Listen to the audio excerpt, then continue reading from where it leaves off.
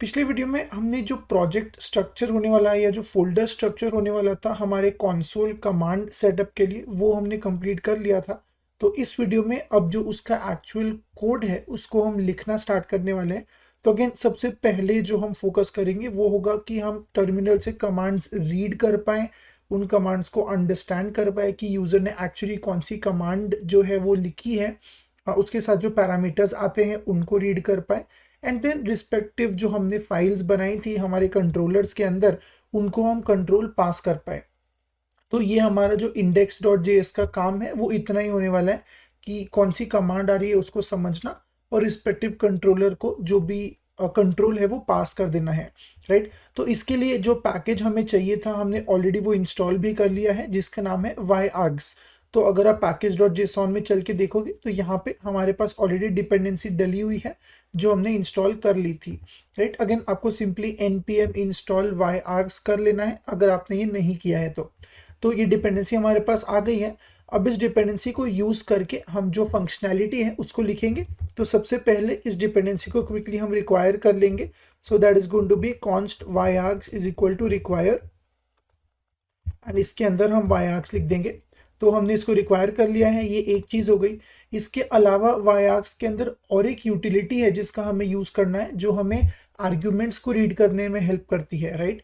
तो बेसिकली जब हम कमांड देते हैं, एक स्पेस दे के आर्ग्यूमेंट देते हैं, तो उसको ऑटोमेटिकली एक्सट्रैक्ट करने के लिए there is another utility called hide bin. तो ये एक फंक्शन है जो yargs के अंदर हमें मिलता है, तो इसको भी हम अलग से रिक्वायर कर लेंगे। So this is available in yargs/helpers, right. तो इस पर्टिकुलर पैकेज के अंदर विद इन yargs एक हेल्पर नाम की यूटिलिटी होती है जिसके अंदर ये अवेलेबल है। तो हमने हाइड बिन को भी रिक्वायर कर लिया है। इसके अलावा जो इंपोर्ट्स हमारे पास होंगे वो इंडिविजुअल फंक्शंस होंगे जो हमने अब तक बनाए नहीं है।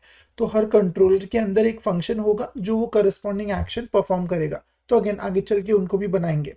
तो इसके बाद में जो अगली चीज हमें करनी है वो है yargs को यूज करना। तो yargs के अंदर हम इस तरीके से वर्क करते हैं। तो yargs हाइड बिन, फिर यहाँ पे हम लिखेंगे process.argv।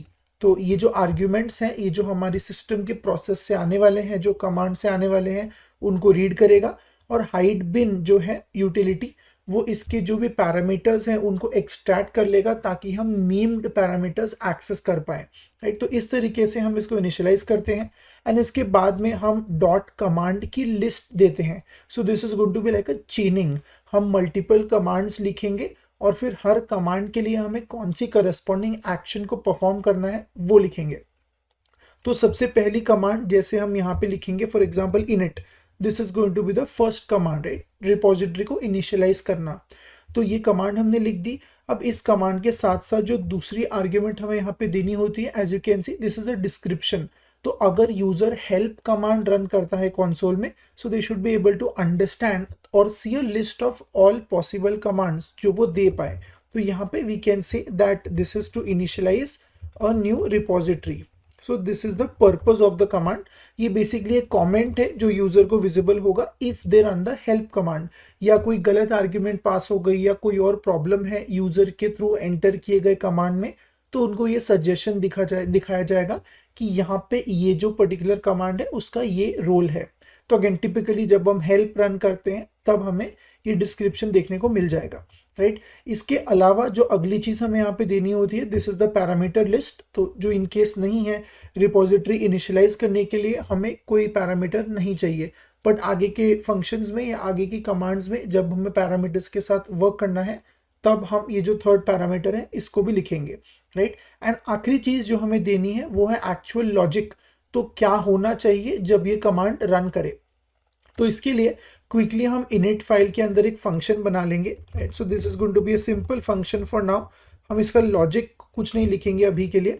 हम यहाँ पे सिर्फ एक console.log लिख देते हैं कि इनिट कमांड कॉल्ड, ताकि हमें पता चल जाए कि कंट्रोल सही जगह पे पास हो रहा है या नहीं। And then we can export it. So module.exports करके हम इनिट रेपो को एक्सपोर्ट कर लेंगे ताकि अब हम उसको इंडेक्स के अंदर जो है इंपोर्ट कर पाए। तो यहाँ पे अगेन हम इसको इंपोर्ट कर लेंगे। So this is going to be init repo. जिस तरीके से हमने हाइड बिन किया था उसको इसी तरीके से हम रिक्वायर कर लेंगे। And this is coming from तो हमारे पास एक फोल्डर है जो है कंट्रोलर्स, एंड कंट्रोलर्स के अंदर हमें जो हमारी फाइल है वो लिख देनी है, दैट इज init.js।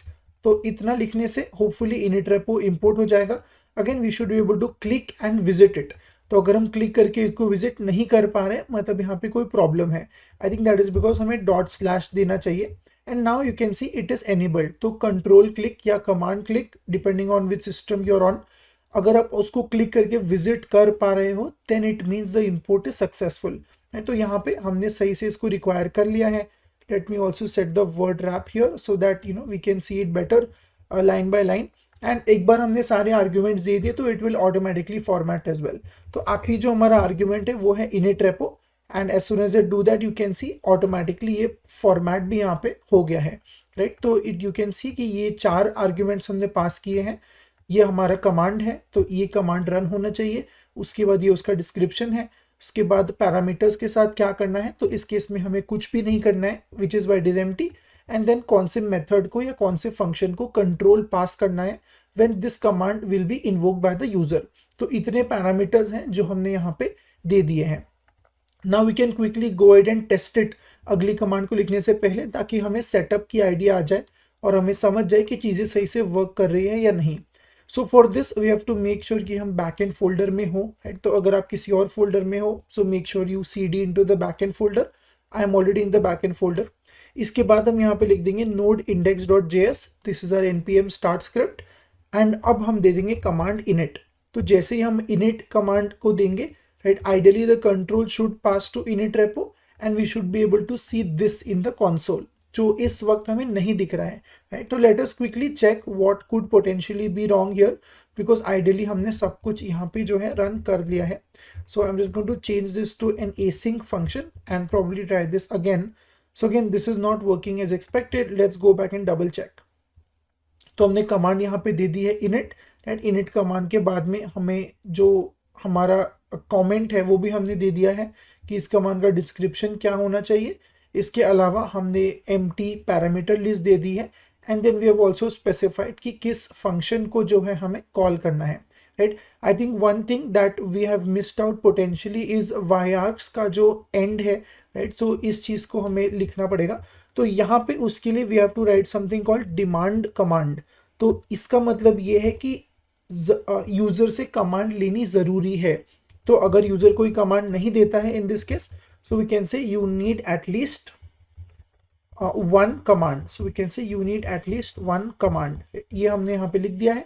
तो इसका मतलब है अगर यूजर ने सिर्फ नोड स्टार्ट कर दिया लाइक node index.js, तो they should be getting this message you need to enter at least one command. इसके बाद में हम हेल्प का मैसेज शो कर सकते हैं and then we can set it to argv। तो अगेन अब यहाँ पे अगर हम node index.js करेंगे तो you can see this gives us a list कि ये कमांड यहाँ पे हमें मैसेज भी मिल गया you need at least one command, और हमें लिस्ट मिल गई है कमांड्स की index.js and then this is your message जो हमने यहाँ पे लिख रखा है। So this is our setup. इसका मतलब है कि चीज़ें सही से वर्क कर रही है।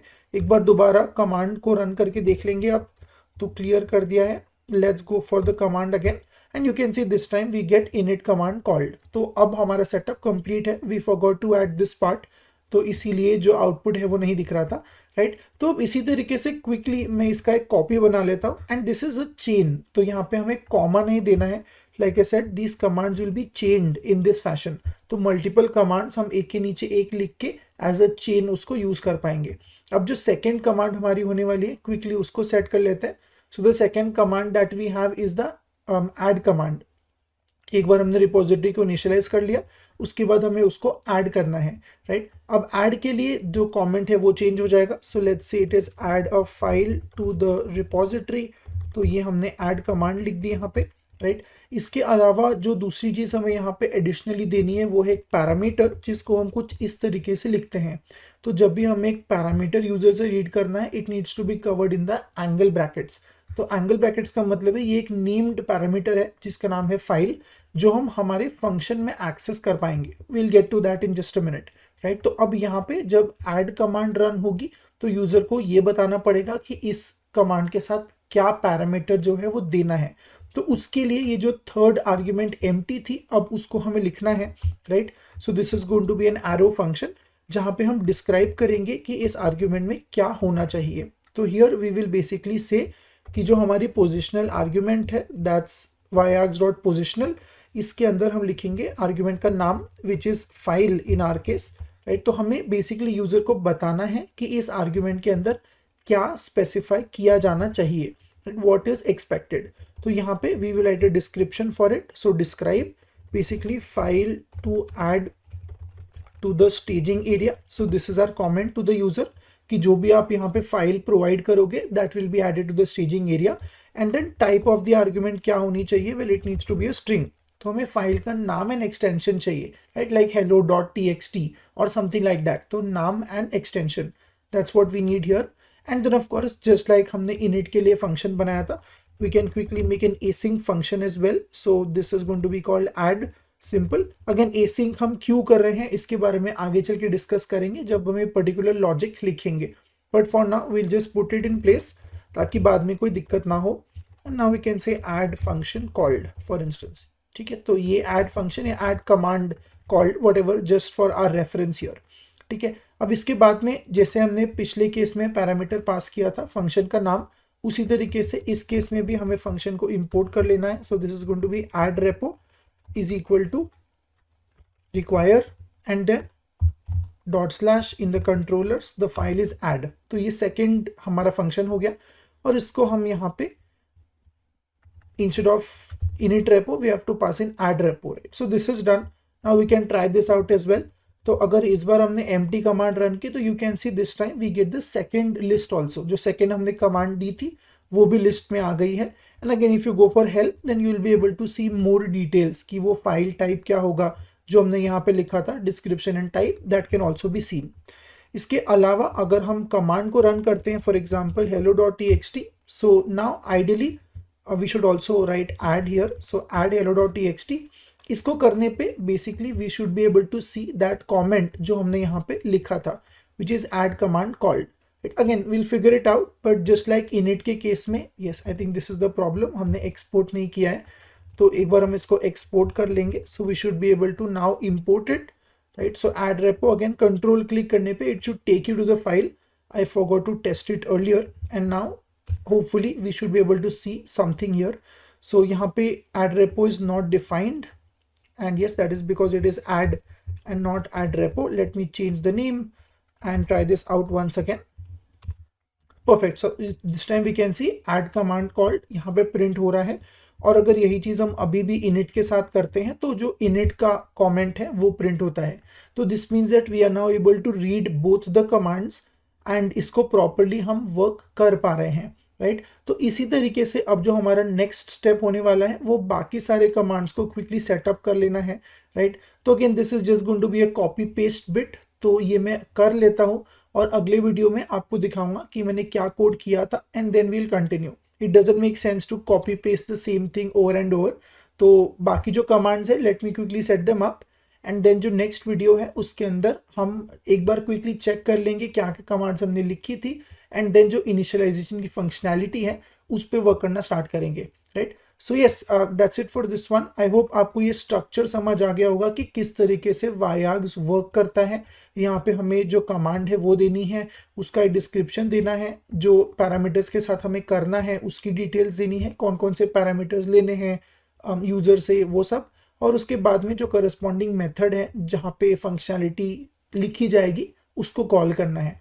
तो ये हमारा वायाग्स का सेटअप है। इसके एंड में हमें ये दो चीज़ें लिखनी है, डिमांड कमांड की एटलीस्ट एक कमांड होनी चाहिए वरना जो हेल्प का मैसेज है वो डिस्प्ले हो जाएगा, and then dot help dot argv।